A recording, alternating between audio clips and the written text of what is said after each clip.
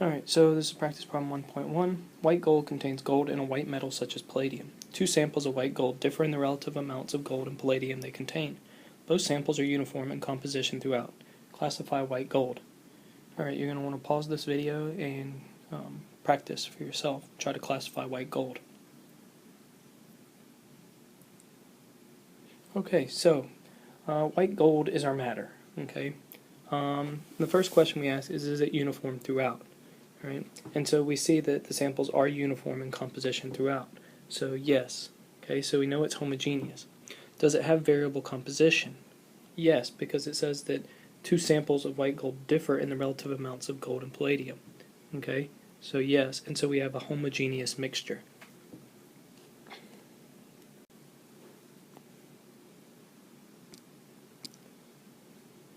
Okay, so let's go on to the second part, which is aspirin is composed of 60% carbon, 4.5% hydrogen, and 35.5% oxygen by mass, regardless of its source. Classify aspirin. Okay, you'll want to pause the video again and practice for yourself. Alright, first question, alright, matter is our aspirin. Okay, is it uniform throughout?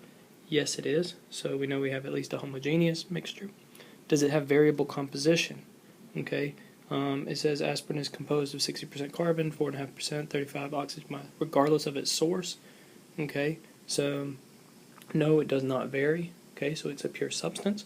And can it be separated into simpler substances?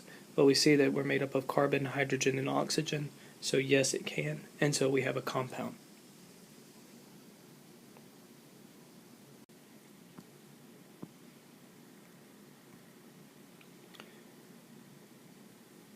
Okay, the last part of this question is classify seawater. Okay, so if we go through this again, our seawater is matter. Okay, is it uniform throughout? Yes, it is. So we at least have homogeneous.